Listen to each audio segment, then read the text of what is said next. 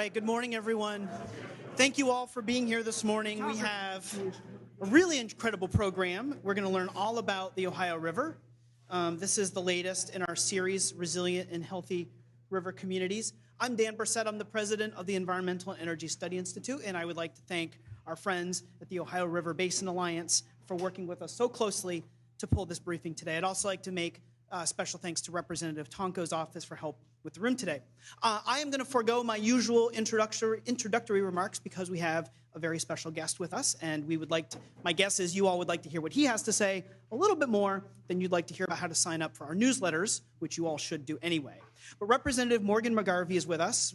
Representative McGarvey represents the 3rd District of Kentucky in the U.S. House of Representatives. He is a lifelong Louisvillian who previously served for a decade in the Kentucky State Senate, including 4 years as the minority leader of the Senate Democratic Caucus. He was elected to Congress in 2022 and currently serves on the Veterans Affairs, Small Business, and Budget Committees. And appropriately, he is co-chair of the Ohio River Basin Caucus. Representative McGarvey, thank you so much for joining us today. I'll welcome you to the lectern, and I think you'll be willing to take a question or two as well. So thank you so much for that.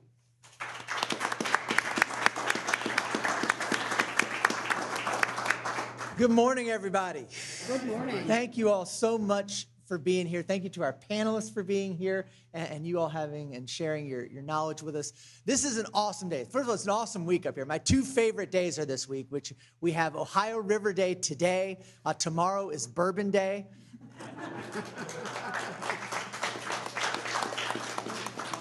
You might have both brought samples. I'm only drinking one of them for the time being, because I actually think what's happening right here is super exciting. So I'm not going to go over the stats. I'm not going to go over the figures. You guys actually know those better than I do. I really want to say thank you. Thank you, and let's keep going. We have made incredible progress on cleaning up the Ohio River in what looks like a short amount of time. But you all know this. No matter what it is, whether it's legislation, whether it's a product idea. I love music. You know, the Beatles started as the Quarrymen playing little clubs for 5 years before they all of a sudden appeared on the Ed Sullivan Show. There's a guy named Bruce Springsteen who was watching the Ed Sullivan Show. It encouraged him to buy a guitar. For the next 8 years, he toured in different bands to Elks Lodges around New Jersey and the Northeast.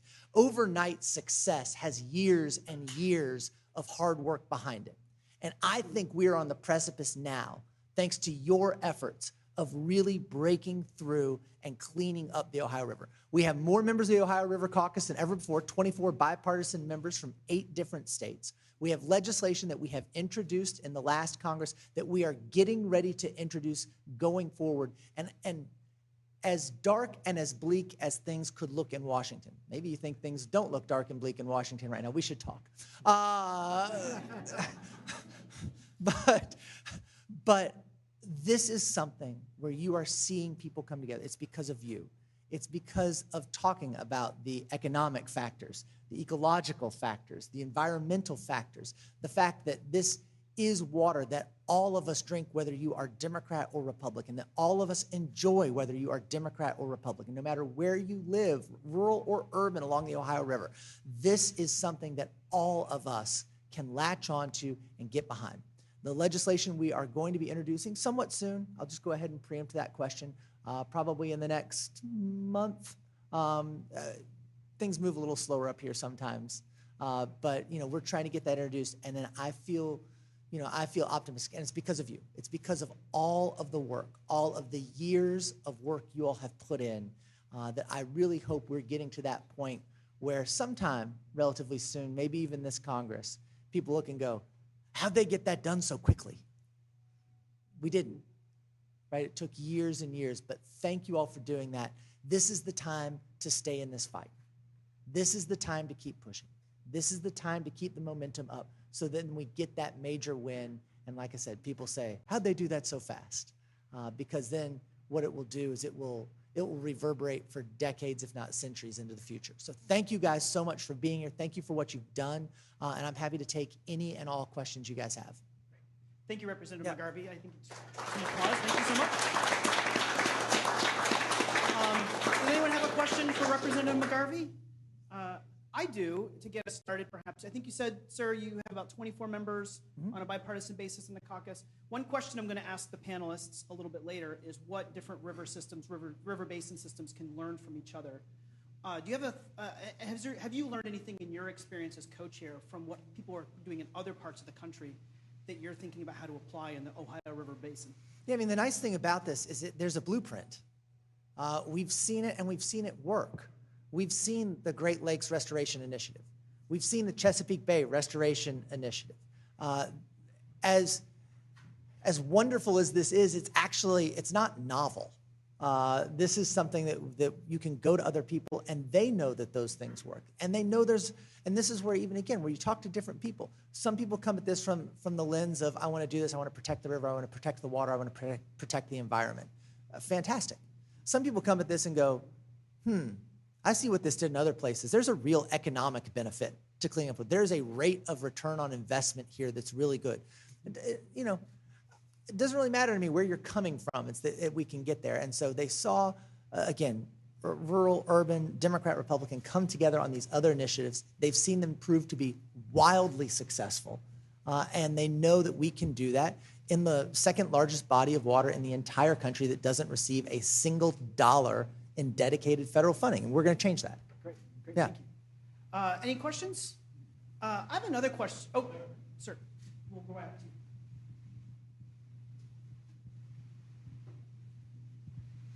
Sir, you mentioned Ed Sullivan, and I was really, and so is he still alive, sir? I have no idea.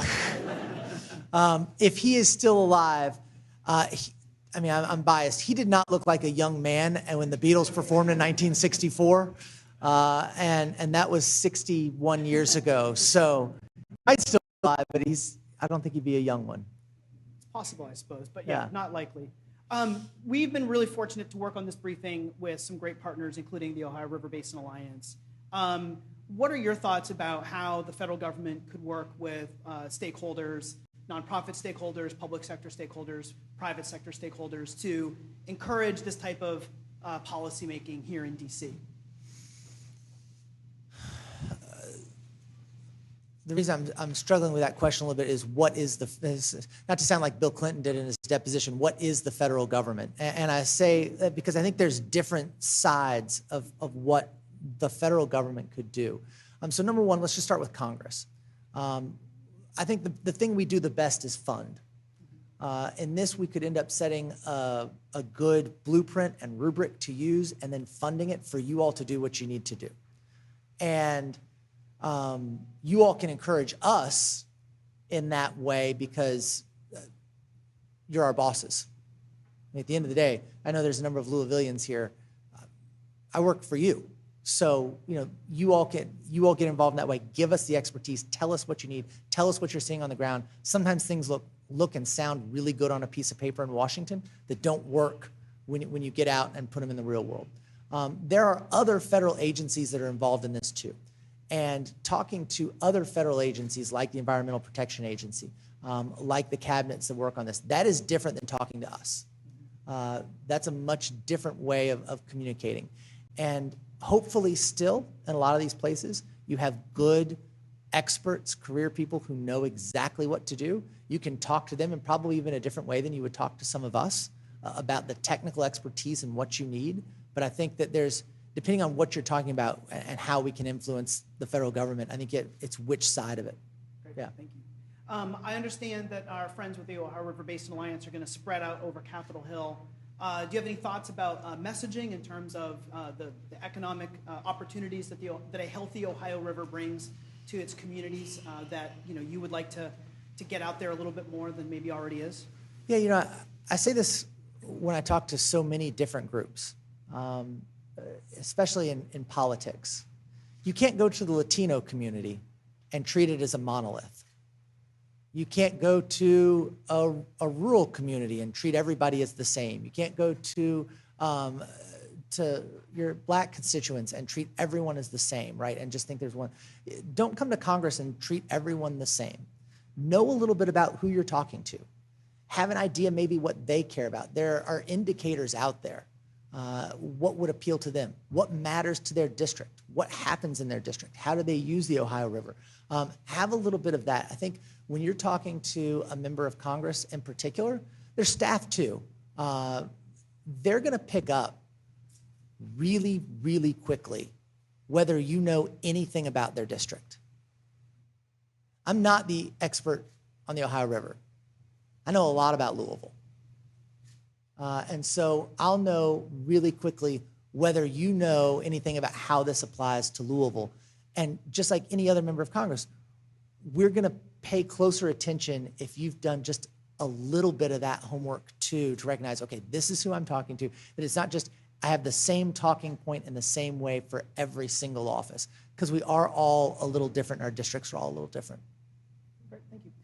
Any final questions from the audience before we, Chris? Yeah, sometimes from the outside we get frustrated by the us versus them, red versus blue. Could you just elaborate on your relationship working with Rep. Houchin's office and just how really bipartisan or nonpartisan this issue is?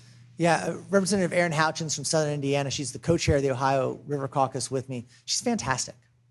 She's really been great to work with on this. We work really well with her office on this. I work well with her. And I think we share the same goal. And I won't speak for her. We might come at it initially from slightly different perspectives. But does that matter? No, in fact, it might be a good thing to have slightly different perspectives with the same goal to make sure that we have the best legislation we can have. And so she's been great on this. And I think that's, when we're talking about how to lobby your legislators too, look, we're talking about water. We're talking about clean water.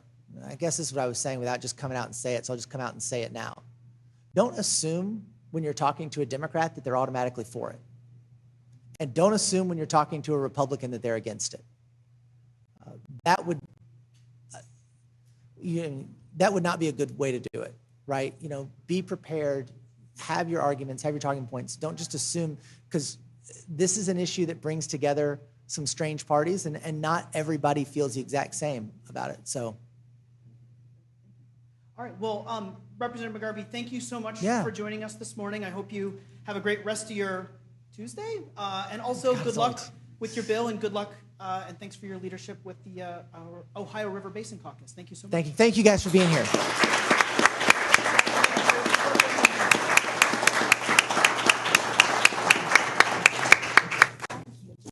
And you mentioned the importance of congressional staff, so Nicole, thank you too.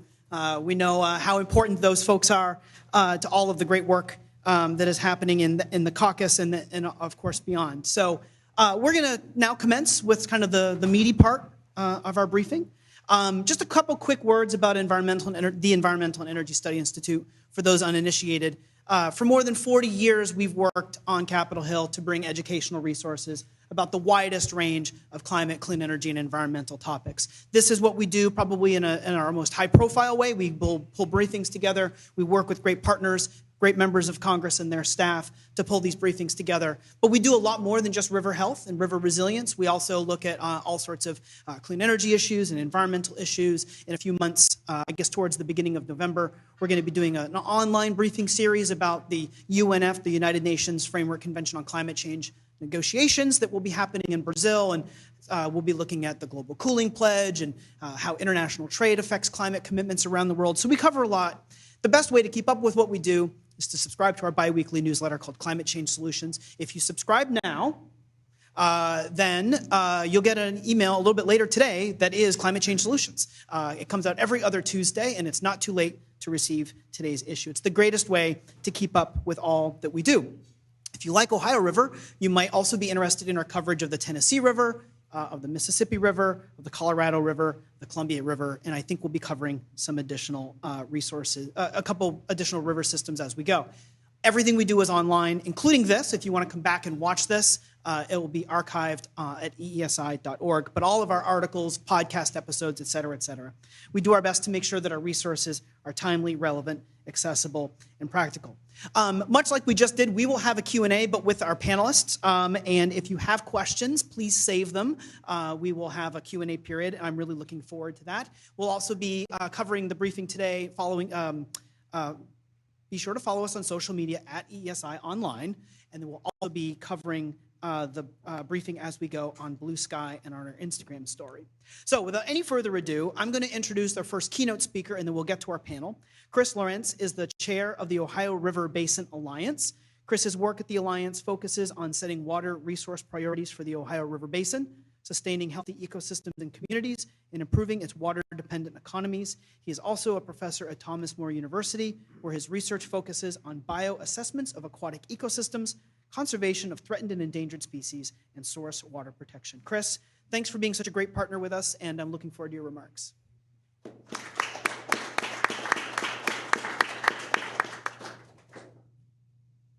Yeah, thank you, Dan. And on behalf of ORBA, the Ohio River Basin Alliance, on behalf of our co-authors, the Envirome Institute and the National Wildlife Federation, we would like to thank you all for coming. We also like to thank you all for your work throughout the year on advancing the water resource priorities in the Ohio River Basin. We also like to thank our panelists for sharing their expertise and experience with us today. And so what the Ohio River Basin Alliance is all about is the entire basin. And the basin, as you can see on the map, 204,000 square miles, parts of 15 states, 30 million people. And one of the challenges we have as an alliance is conceptualizing this, getting our arms and minds around this large geographical region. We can describe it in a number of different ways, but simply put, the Ohio River Basin is home. The Ohio River Basin is home to us. Whether you live in the Allegheny, Monongahela, Kanawha, New, Muskingum, Miami, Scioto, the Licking, the Green, the White, the Wabash, it's home to us. The Ohio River Basin is where we live, work, and play, and we care about clean water. And our closest 30 million neighbors also care about clean water. So we're here today to celebrate the water resources, and our experts will talk about all the benefits and value of the Ohio River Basin, including none greater than clean, abundant drinking water. We have our partners at Orsanco and states to thank for that. Our recreational benefits, our partners at Ohio Riverway, who work so effortlessly on the newly minted National Water Trail on the main stem of the Ohio River to exemplify the recreational opportunities in our basin, the rich aquatic biodiversity about which Lisa will elaborate from American Rivers, the public health benefits that the Envirome Institute focuses upon and Lauren will share with us. All of the economic benefits from transportation. We have one of the largest inland navigational systems in the country. And of course, the blue economy. Within the basin, Columbus, Cincinnati are some of the fastest growing economies in the nation, in large part to having clean, abundant water at their disposal. And of course, ecosystem benefits, which Glen will talk about, are valued economically at a high rate, and he'll share those numbers with us. Ecosystem benefits like flood mitigation, as we see here, mitigating the costs to human lives and economic costs to those sorts of things. So we're proud of the benefits, we're proud of our waterways, and we thank you all for your part in ensuring them. Our states, our federal agencies, our nonprofit organizations, and private citizens. You all play a role for which we are grateful. But we have challenges and threats in our basin. Otherwise, we wouldn't be here today. Otherwise, we wouldn't be making the asks that we're making. We have aging and failing infrastructure that compromises our ability to transport goods, compromises our ability to distribute clean, abundant water to people around the basin. We have toxic pollution in our water, legacy pollutants like PCBs and dioxins, emerging contaminants like microplastics, pharmaceutical byproducts, PFAS, for which we need to contend.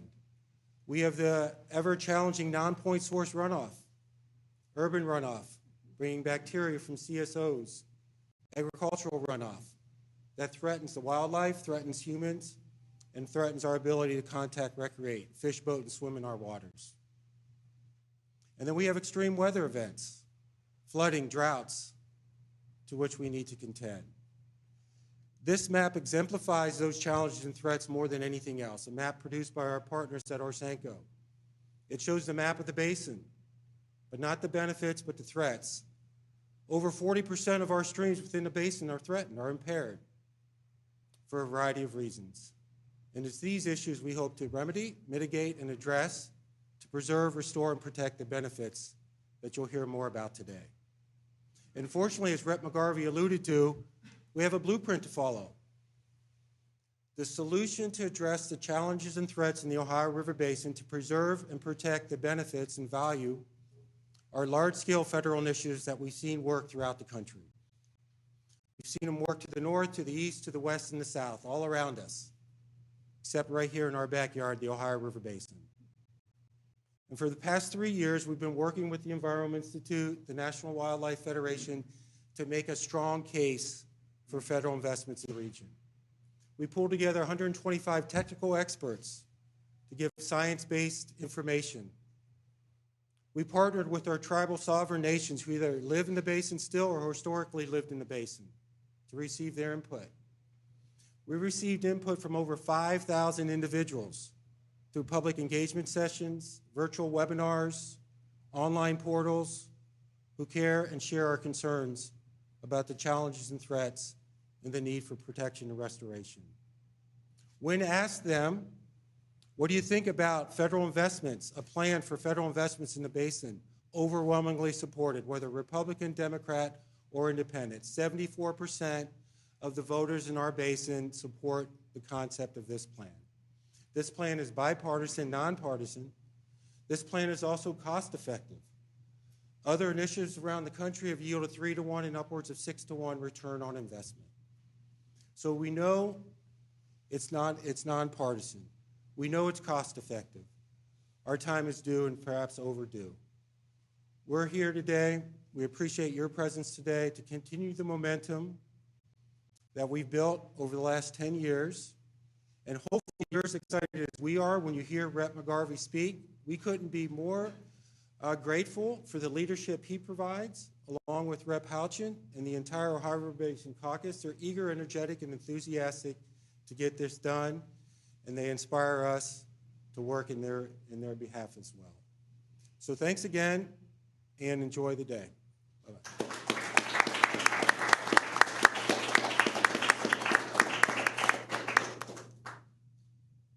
All right, oops. Mice, there. You're the next one. This one's yours. That's me. Okay, good. That's Glen's slide. Thank you, Chris, and thanks for your great partnership as the briefing has come together today. It's been really great to work with you and Molly and everyone. That brings us to our amazing panel today. We have 3 panelists, and like I said, we'll have some time for Q&A. Our first panelist is Glen Delaney. Glen is a project director and director of partnerships at Earth Economics, a nonprofit with a mission to quantify and value nature for better decision-making. He's led valuations of diverse ecosystems from salmon habitat restoration in Washington to the Greater Everglades. Previously, Glen was a British commercial officer in San Francisco, supporting the UK's climate agenda during COP26, and a policy officer in the UK's Ministry of Justice. Glen, thanks for being here today. I'll turn it over to you. And I'll take my name tent, and you can take yours. Okay. Well, thank you so much for having me. We joked amongst the panelists that I'm going to hook your attention with dollars whilst you caffeinate, and then we can move on to fish and health, which are the really interesting things. So I'll try and do my best. So Earth Economics is a nonprofit. We were founded 25 years ago to quantify and value nature for better decision-making. And we use economic analysis to support groups protecting or restoring nature. And earlier this year, we conducted a high-level valuation of ecosystem services or public benefits created by natural ecosystems in the basin in support of the restoration plan. As has been mentioned, the basin is 130 million acres. That's, well, it says 14 states, technically 15 states with South Carolina, and it's home to 30 million people, so a significant portion of the US population. And just over half of that land remains as natural ecosystems, 69 million acres. And this is a map based on the National Land Cover data set. You'll note that the 64 million acres of forest to the east and south in green, there are just under 2 billion acres of wetlands across the basin, which you can just about see in light blue. And the other half are developed areas in gray, and then, of course, crops, pasture, and hay heading into the Midwest. That's the yellow. And at this resolution, we don't have data on how degraded these ecosystems are, but we know, obviously, that many are impaired.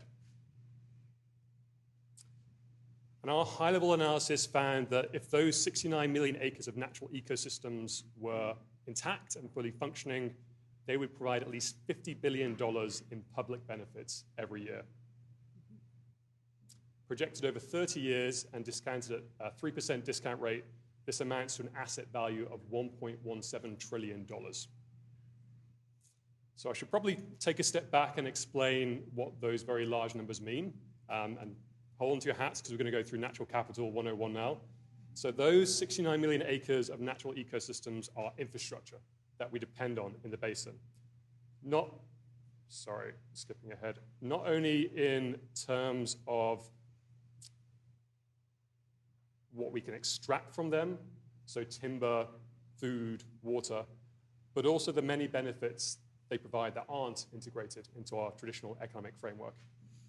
And this graphic provides a clear example of how natural features or natural capital, which may be a term you've heard of before, they provide functions that result in benefits to people and to industry. And here we can see that forests clean and filter water, which flow to people in the form of drinkable water, and this flow of potable water is an ecosystem service that is provided by that forest. The ecosystem services are the quantifiable benefits that humans receive from nature. They're generally divided into 4 categories: what we can extract from nature on a regular basis, how nature regulates itself, so that's things like soil quality, water quality, flood regulation, how it supports biodiversity, and then how we interact with ecosystems through beautification of our environment, how we recreate in them, and even our cultural attachment to ecosystems. And it's not just benefits to people. Increasingly, businesses are integrating natural capital and ecosystem services into their decision-making, particularly around water and around climate resilience. And that can result in tension when, for example, a data center uses massive amounts of water within a watershed. But it can also be viewed as an opportunity, as the private sector realizes it needs to invest in natural capital to provide these services that companies are dependent on. This is an aerial view of the Big Rivers Wildlife Management Area in western Kentucky. It began as a land acquisition project by the Nature Conservancy. And across this landscape, we can see that cultivated lands provide food, but also bird habitat. The Ohio River enables recreation, but also navigation for commerce. And wetlands regulate the flow of water and mitigate flood risks downstream. And there is a growing focus on that resilience service from nature. At a neighborhood level, using trees to reduce ambient temperatures and reduce hospitalizations, through to using wetlands not only for flood regulation, but also to retain more water in a region that is prone to drought, ensuring that farmers and the supply chains that they're dependent on, supply chains that they support, can continue that economic activity. We only have access to these services through healthy ecosystems. So funded restoration projects are key. And remember that nature is essential infrastructure that we need to invest in, both for people and our economy. So why do we value nature? Many of these services are non-market. No one pays to receive them, but we know inherently that they have value. I know we've got a broad range of people here. I assume you probably prefer to live next to an acre of forest versus an acre of parking lot, although visiting DC, parking might be improved. And that parking lot can create revenue, a recognizable return, but you can recreate in that forest. You're not concerned about stormwater flooding your property. It acts as a sound barrier. And valuing those ecosystem services, putting that inherent value in dollars, allows us to compare environmental and social benefits and costs to those traditional economic benefits and costs. So when we value a wetlands, we may find that their flood regulation or support for duck hunting are integral to the local community, and those may outweigh the benefits of development. So overall, valuing ecosystem services enables more informed decision-making, and it's increasingly being used by the federal government. There are a range of primary economic methods we can use to value ecosystem services.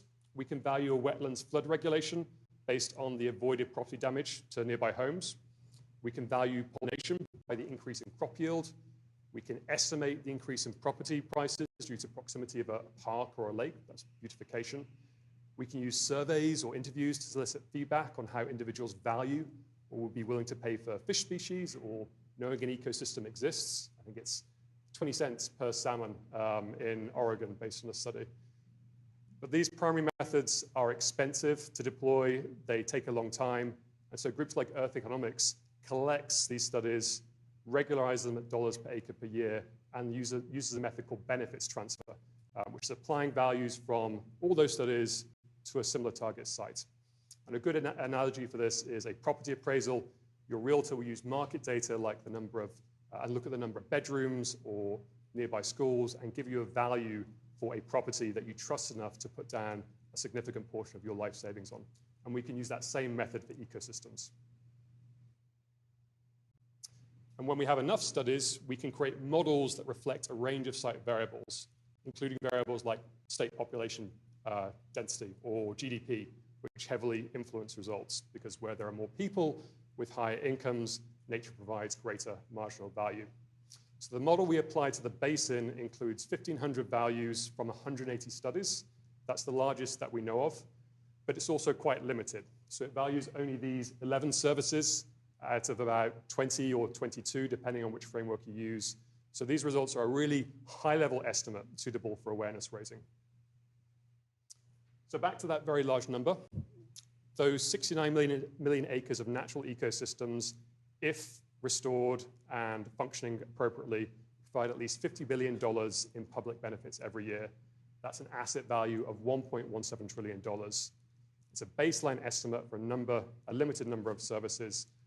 We know that the full economic value produced by the ecosystems of the Ohio River Basin is likely much greater. And if the basin should receive significant, sustained federal investment for restoration, that number is sure to grow. And that greater value will flow to the basin's people and its economy. Thank you.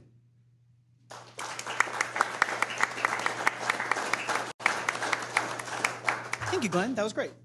Thank you. There you go. There are lots of goodies in the back of the room. There's coffee. There looks like there's little quiches. There's some fruit, stuff like that. So please make sure in our audience, we still have about a half an hour left, so make sure you get some sustenance. There's also some great handouts. There are slides printed and other EESI resources on the front table. Don't miss those. There's also this very nice Ohio River Way official visitor's guide as well, so make sure you grab one of those.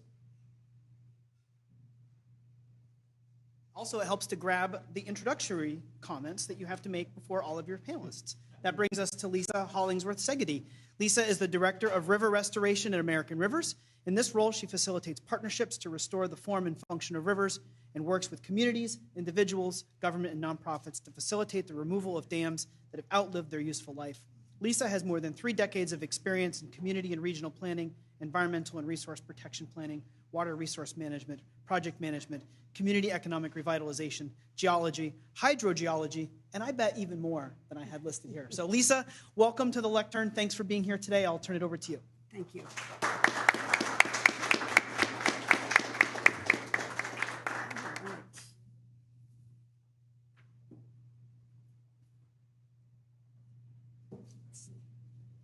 Oh, thank you very much. Yeah. If you're in this room, I feel like you care about water and you care about rivers. Thank you. Okay. Yes, that's a little vertically challenged. So that's all right. That's all right. So first of all, I'd like to call your attention to the handout that we have about the bill. It's out on the table in the hallway. So we have those available for you. So I'm here today to talk a little bit about the existing federal investments that we have in ecological restoration in the Ohio and how that benefits people and wildlife. And let's see here. Nope, there we go. So a little bit about American Rivers. We're a national nonprofit. We've been around since 1973, and we focus on protecting wild rivers, restoring damaged rivers, and conserving clean water for people and nature. And my role in that, it's in the river restoration program. I have been involved in more than 100 projects that have reconnected aquatic habitat, improved public safety, reduced flooding risk, and provided habitat improvements for the fish and the wildlife and also for the people. So it's been a real pleasure and a real honor to work in that way and to be involved with the production of the plan for the Ohio River Basin. So I need to point out, first of all, that we're not just talking about birds and bunnies and fish, that the ecological improvements that we can make on the ground are actually human benefits. I mean, we count on clean water. We can't live without it. But also clean water for wildlife, water for hunt that provides the whole food chain, the whole life cycle of the world for things like hunting and fishing, outdoor recreation, those ecosystem service benefits that Glen talked about, forested wetlands that help with water quality, that help reduce flood risk, that help create air quality benefits, as well as that outdoor recreation. And we're not just talking about, the outdoors, a pristine area, but this is an area that we provide access to for people for their benefits and also for communities to be economically competitive. If you have a good quality of life that you can offer people, then you're a lot more likely to bring in new population, new jobs, new workforce, and those are the things that people are seeking. So we have this entire Ohio River Basin that has been home, as Chris has mentioned, and that's very important. We've also got the hardest working river in the country, and keeping those benefits, that hard infrastructure, is really important. But I'll be talking a little bit about what we call green infrastructure, nature-based solutions, natural benefits. It goes by a number of names. So just a little bit about the investments that we've had to date. And keep in mind, I'm talking about investments that are not coordinated through a program. They are not dedicated to a locality. It's money that people who are creative and dedicated have been able to reach into those programs and provide the funding that have created some pretty incredible on-the-ground benefits in a basin that there's really no dedicated resources for. So we've invested in things that provide clean water, in wildlife, in outdoor recreation, tourism, economic opportunities, connecting the community to the river that flows there, honoring the heritage of the Ohio River as basically the cradle of the Industrial Revolution. I come from Pittsburgh, where we built the steel that built the world. I was born on the banks of the Ohio River, and I've always said that I have Ohio River water in my blood. And so to be able to work, to be born in this basin and to be working in this basin is really awesome.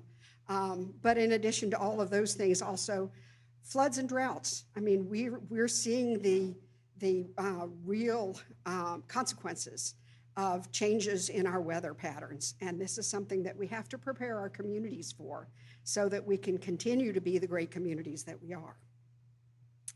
So just very quickly, I've taken our map where we have done, where we track projects that invest in water and river restoration.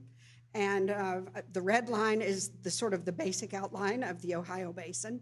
And so again, these are uncoordinated federal investments for ecological restoration, looking specifically at nature-based solutions and natural infrastructure. And in the past 20 years, we've been able to count 90 on-the-ground projects. And these are investments that improve the rivers, the floodplains, the wetlands, the forests, the access to clean water, the risk reduction that comes with that. And the number that we've been able to count is $6 million in federal investments in the past 20 years. And that's matched by $14 million, which gives us a return on the investment of $2.33 for every $1 of federal money invested. And this is without a coordinated program. If we can do this with what is currently available, imagine what we could do with an actual real Ohio program. And just this is a map that that we've been seeing a lot of, and I had to put it up there just to point out that, you know, we've learned a lot about river basin investment through other parts of the country, and it's time that the Ohio River Basin got recognized and had that funding that could help us advance. Now, we're not advocating doing it at the expense of the other basins, because we don't want to take anything away, but we absolutely have an opportunity to move the center of the country, to move our cradle of in the Industrial Revolution forward to an area where it can continue to be a working river, as well as provide those economic benefits and those ecological benefits that'll help improve all our quality of life.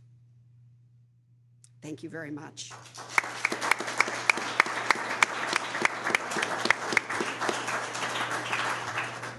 Thank you, Lisa. We've also been very fortunate to work with American Rivers over the years, and we've done briefings with you all, including one on dam removal and river restoration. I think it was May 2024, and I see some friends from National Hydropower Association. They were part of that briefing as well in the room. So that's a great, and nature-based solutions is something that we cover quite a lot because it's really interesting. So thank you very much for your presentation. That brings us to Lauren Anderson. Lauren is a program manager for the University of Louisville's Envirome Institute. She specializes in leading collaborative teams through community-facing projects and clinical trials. Previously, Lauren managed programs at the Louisville Metro Department of Public Health and Wellness. Lauren, thank you so much for being here today. I'll please bring your tent card, and we'll turn it right over to you.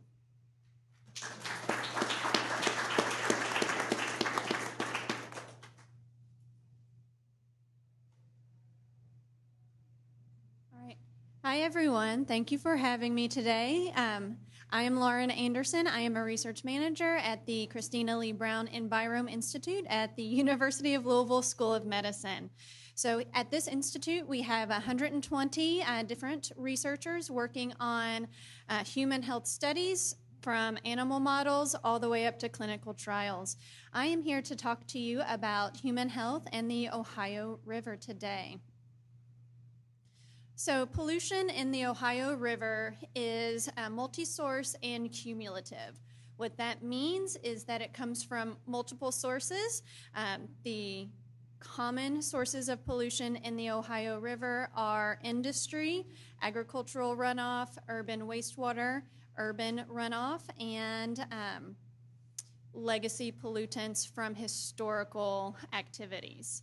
So these exposures impact fish, wildlife, and humans from air, water, and food sources. There's 3 examples that you're looking at on the screen right now of how these things are visible as we move about our cities. So the top picture there is South Shore, Kentucky.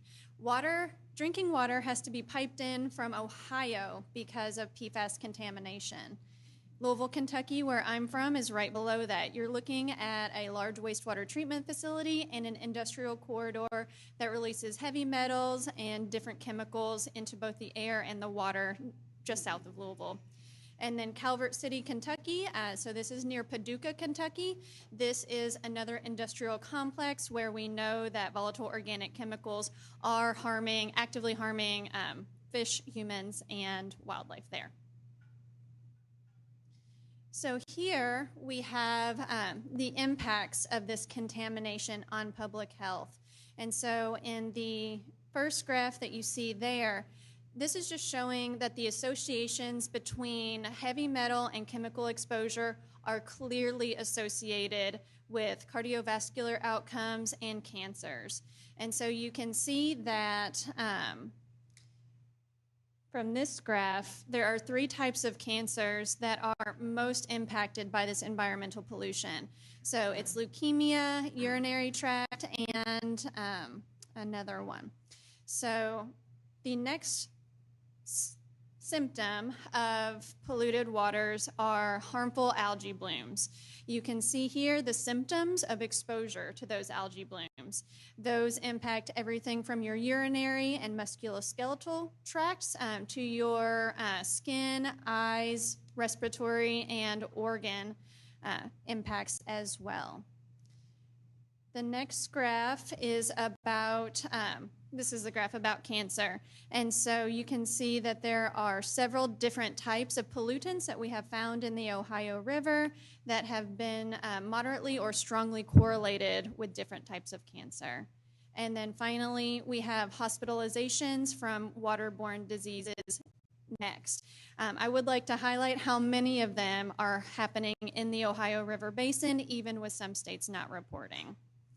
And so what we know is that each of these hospital visits, each time someone develops a chronic or an acute impact from exposure to polluted wastewater, we are costing taxpayers money. We are costing our health systems money, and one of the best ways that we can reduce these exposures and reduce these costs is to mitigate the Ohio River. And so here are two examples that I like a lot, one from Louisville and one from Irontown, Ohio. And so the Rubbertown Industrial Corridor, in the 1990s, after a lot of community work, we began to assess and identify how this legacy pollution was impacting folks, from cardiovascular risk to spontaneous combustion of people's basements from vapor intrusion. So we identified the problem in the 1990s. By the 2000s, remediation had started, and by the 2010s, we started to see some of these public health benefits. We have continued monitoring there, but we are liking the way that those results are coming back. This site has been delisted as a contaminated site, so that is really positive.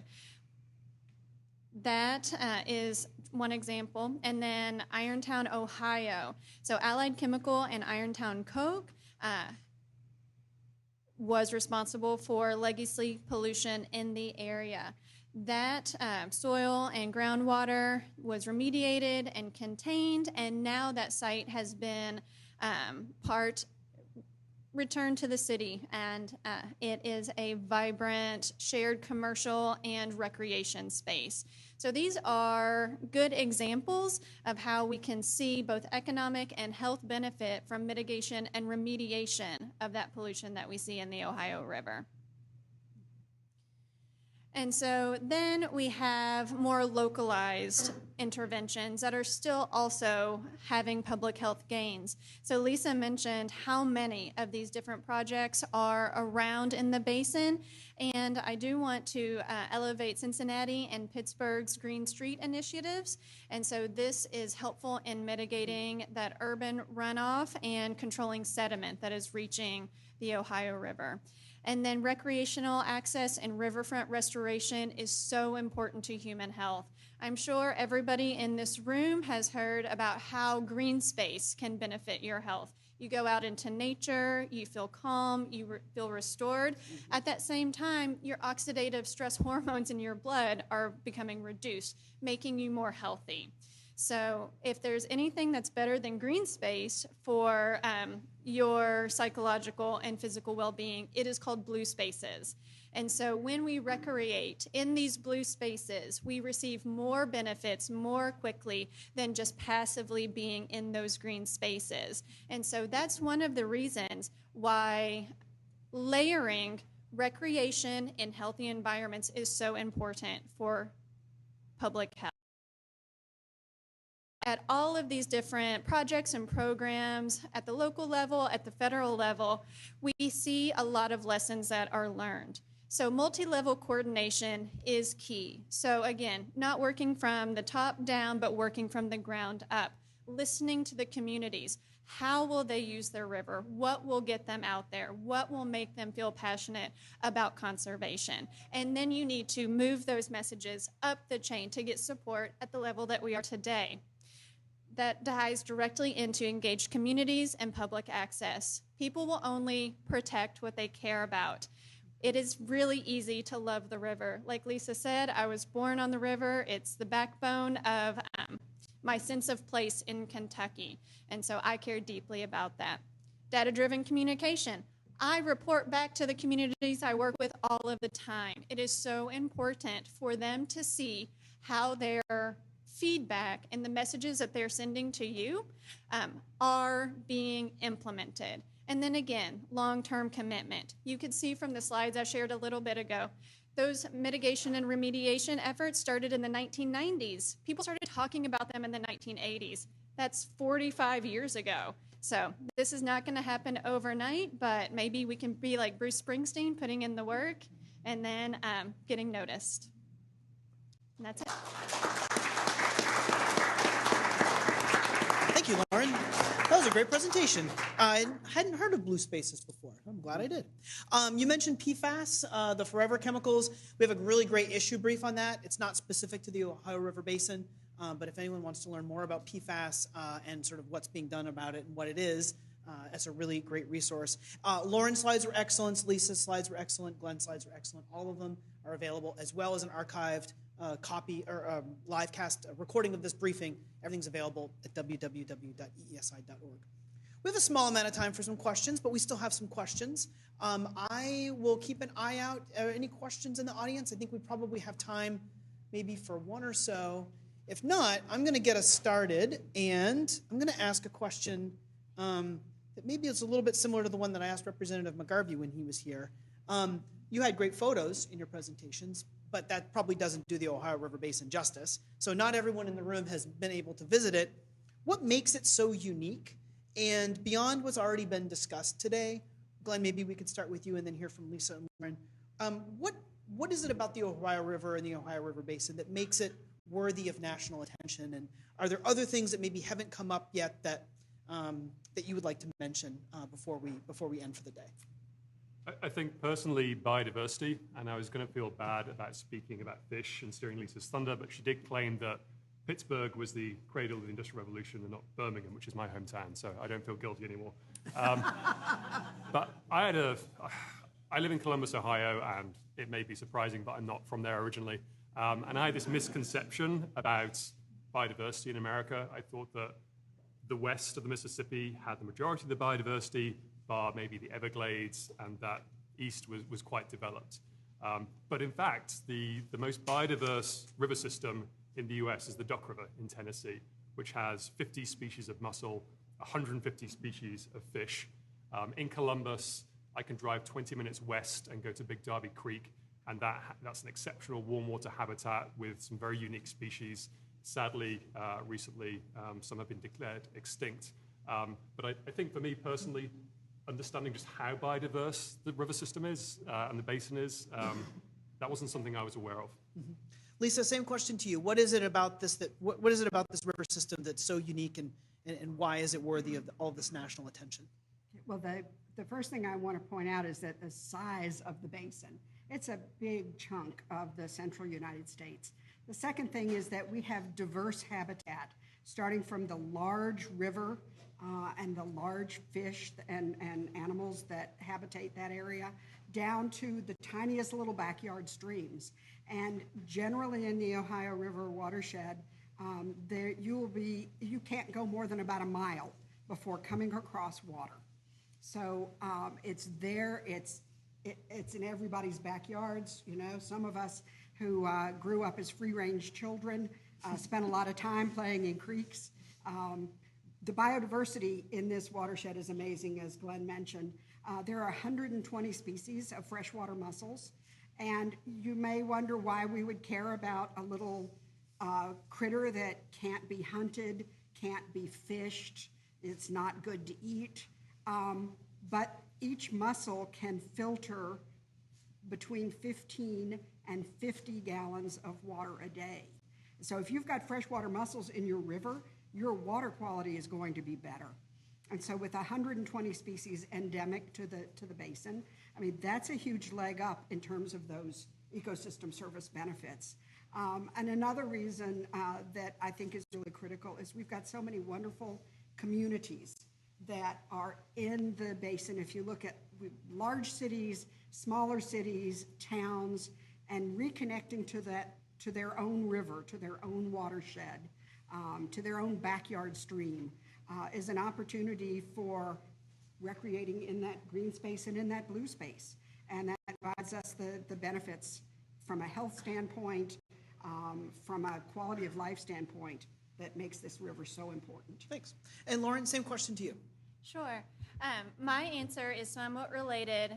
What I think is special about the Ohio River is the ease of access for the communities that live around us.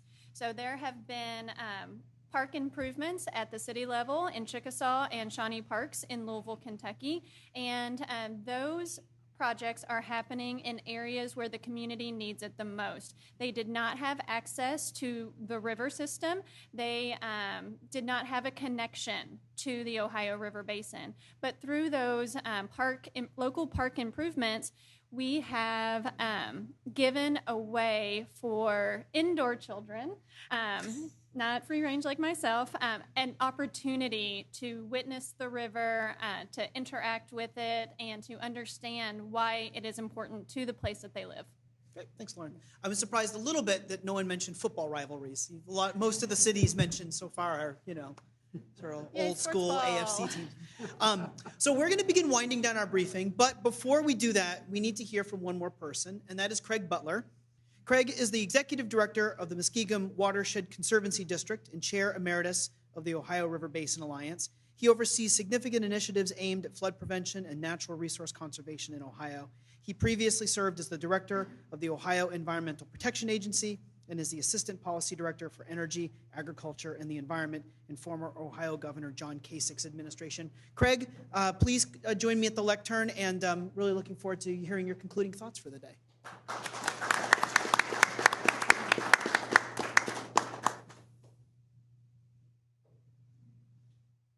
Hi, good morning, everybody. Wonderful presentations by all of you. Thank you. I just had a couple of closing remarks, and I thought I would start first by thanking Dan, you and your team. It's been, as EPA Director in Ohio, I wish I would have known you were here before that. You provide a wonderful resource. Fantastic level of assistance to us as the Ohio River Basin Alliance in helping us put coordination together. I also want to shout out to a couple other folks. Molly Francis is in the back, works for Dr. Chris Lorentz, has done a significant amount of work to put this event together today. And I'll recognize Ethan Zuckel from my staff over here, the big guy with the Ohio State pin on his shirt, since we're talking about football rivalries here in a little bit. There's a ton of work that goes to putting these events together, not just briefings like this, but Hill Days where we coordinate messages and get out and really speak to the members of Congress and speak to them as they are here. We get an opportunity to really lean in and make a case for, in this case, the Ohio River Basin and through the Ohio River Basin Alliance. I just also want to thank the panelists, too. You put an exceptional group of slides together as well as some thoughts. Glen from Earth Economics, I know you're a transplant to Ohio, but I will welcome you at the Muskingum Watershed anytime you want to come over. As well as Lisa, thank you for your work with American Rivers, fantastic work. I too am a kid that ran around in the Ohio River Basin up in the Allegheny. And then from Laura, I know you're from Louisville, and I can't say that, but you can't say Ironton. It's Ironton, not Ironton. I'm just. So we all have our linguistic gymnastics to go through, but just fantastic. I appreciate the panelists. I also want to just take a moment and thank the leadership currently at the Ohio River Basin Alliance. You heard Dan say I'm an emeritus. I was the previous vice chair and then chair. So when you get to an emeritus status, you're like, I have no responsibilities whatsoever, but you get to bask in the glory of what is happening. And to some degree, I watched Dr. Lorentz give his remarks today. And he's clearly very comfortable in doing so, and is just a wonderful advocate for the River Basin Alliance as well as Thomas More University. So thank you for that. I'm going to mention Dr. Harry Stone in a moment as we get to the end of my remarks. But what I would also like to take a moment is to acknowledge Representative Morgan McGarvey. You saw his enthusiasm and his commitment to the Ohio River Basin. And I'm actually going to be here tomorrow for Bourbon Day, so that's really good. I'll stop by and have some. But also to Representative Aaron Houchin, both in the 3rd and the 9th districts out of Kentucky and Indiana. They really take off their partisan hat when they talk about the Ohio River Basin. They stand across from each other on the river, and they say the only thing that really separates them is the river, not their politics, not their policy. but what brings them together is the passion that meets in the middle of that river, which is the Ohio River. We appreciate their staff. Again, staff do a lot of the work, particularly here in Washington, to get their membership ready and to be able to speak clearly and cogently on these topics. And they have just been we're very thankful for their engagement. They have shepherded us as a ragtag group of 400 and so volunteer members of the Ohio River Basin Alliance with this idea to then shape it into where we are today, which is a development of an actual piece of legislation we're introducing to Congress to advocate for funding for the Ohio River Basin for these ecological restoration challenges. It's a place where we only would have dreamed of being, and it's a place where we are. So we're very thankful for their engagement and their participation and membership, as well as our growing caucus, which is now, as Representative McGarvey said, we're at, I think, 24, somewhat fluid, but we continue to add more members. We're almost at the precipice and the tipping point where we get to see the real critical mass, get us over the 50% mark and get the rest of the members to join once they get the sense to understand not only the demands and issues that we face in terms of ecological restoration, but also the economic benefits of doing something about restoring the river now. And I've thanked our panelists. We appreciate your work. A couple of takeaways. Everybody here is going to walk away with their own key takeaway, one or two nuggets that stands clear to you, and I have a few. Glen, from your remarks, I'm always astounded by the ecological restoration value that you'll be able to put on this $50 billion number, an annual number analyzed to like $1.7 trillion. That's real money, even here. Maybe. Sorry, I won't. But what I also think about is if we actually see dedicated funding come into the basin, and we see those investments over time, what that number could actually become is really, truly astounding, just to think about what that number might even be. And we hope to see that. Lisa, your green infrastructure work about the dam removal projects, just stunning work. What I reflect upon is just the amount of work that's been done in an uncoordinated fashion in the basin, and the $2.31 return on the investment that has. That is very much part and parcel till we see other ecological initiatives that are coordinated, that you see a positive return on the investment. And as Representative McGarvey said, I don't care how you get here, which is on the ecological path or the economic path. I don't care how you get to the end about supporting the Ohio River Basin. Just get there. And that's how many people often get there. And Lisa, you talk about your restoration projects. The one in Ironton struck me because I was actually working on that project as a young staffer at Ohio EPA and know that project well. A few takeaways that I have is just one, we talked about the vastness of the watershed. 15 states, South Carolina joins when we have a flood, and so we bring them in. We definitely want them. From New York to Alabama to North Carolina, the 30 million people there are all essentially very different in their own ways, but they're all coordinated around the Ohio River. It is a vast economic engine, and Lisa talked about this. It is a powerhouse of powering the U.S. economy, of services and goods in the heartland and throughout the world. It has done that for decades, and it is time for us to think back and provide some assistance to increase the opportunities for that. Third, it's a lifeline. These 30 million people recreate, drink, bathe, live, sleep, and connect to the Ohio River. But we have challenges. We're partnered with the National Wildlife Federation, and Jordan Lebetkin is here with us and has labored extensively for years to work on the ecological restoration strategy that is now finalizing is complete. It presents a use case, a high-level blueprint for a federal agency, our partners at the states, NGOs like many in the room, to band together and start prioritizing the investments that we hope that will come through the bill that will get introduced later this year. And last I'll say, and Representative McGarvey talked about this, we know it can work. There are blueprints out there that are not so foreign to all of us that we can see this may look a little different, it may have a different geography, but imitation is the best form of flattery. And in many cases, we're building on the model that we see at the Great Lakes and the Chesapeake and others that you see to fill that donut hole in the middle of the country. And so what we also see is a coordinated policy, political, and economic approach does work. It can be successful, and we want to see that here. Thanks again to all of our members. Like I say, we're a membership of volunteers that can be very difficult. Sometimes it gets a little clunky. Sometimes we don't move as fast as we even would like to, but historically we're making really significant progress. I thank you all for caring. I thank you all for your investments of your time, long-term as well as to be here today when we come into Washington. I know it's difficult and it's expensive, but I also say you are the lifeblood of what we do and support the work that Ohio River Basin. Last thing I'll say is Representative McGarvey said something like this. He said, overnight success takes a lifetime of preparation. Others have said something similar, and that struck me. Dr. Harry Stone is not with us today. Harry's the lifeblood of the organization. We talk about ORBA. You see we've been able to run pretty fast in the last 3 or 4 years. The organization has existed since 2009. It only exists because of Dr. Harry Stone and others like him, including Dr. Chuck Somerville from Marshall University, that during the early years when we were actually making the behind-the-scenes investments, the planning, the strategic planning, to get us where we are today, they kept this organization alive. And we owe them a debt of gratitude. Harry, I hope you're watching, and I know you're blushing because you hate all the accolades, but it's definitely noteworthy, and we're thankful for your not only lifetime investment, but continued investment in the Ohio River Basin Alliance. And so with that, I want to thank you all for coming. It's a wonderful event, and Dan, I'll hand it back to you.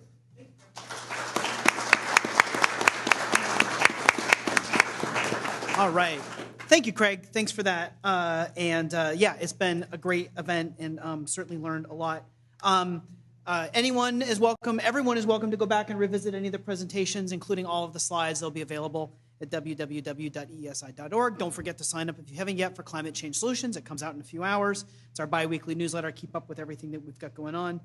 This is a survey link. If you have 2 minutes or so, we read every response, and we always really appreciate that. I have a couple thanks I'd like to end with. First is to thank Representative Tonko and his staff for the help with the room today. Also, big thanks to Representative McGarvey for joining us and sharing his remarks. Big thanks to Molly and everyone on the Ohio River Basin Alliance team for all of their work and being great partners as we pulled this together. We also have tremendous panelists. I think they deserve a round of applause, Glen, Lisa, and Lauren. And big thanks to our other speakers, Chris and Craig. You always know a panel has good chemistry when regional dialects start to come up and people start ribbing each other over pronunciation. That is a good panel. That level of comfort that has to be attained for that to happen, that's a really good thing. So thanks again for being great panelists, and thanks for being great partners. I'd also like to thank my colleagues who put a lot of work into pulling this briefing off today as well. Thanks to Dan O, and to Allison, and to Hannah, and to Anna, and to Nicole, and to Laura. Thanks also to Omri, although he's on vacation this week. He still deserves a little bit of thanks. We also have our fall interns with us today, Haley and Olivia. Thanks for all your work as well, for being an excellent microphone rover. You didn't have too much microphone roving today, but you still. Thank you so much, Haley, and thanks, Olivia. We also couldn't do it without Troy, our videographer, in the back of the room. We'll go ahead and wrap up. Sorry for being a few minutes over time. Please don't let any of the quiches or coffees go to waste. And we'll be back here. We'll be covering briefings around AI and data centers and a whole bunch of other really great topics. The best way to keep up with everything, like I said, is to subscribe to our newsletter. So thanks, everyone. Have a great Tuesday, and enjoy the great weather.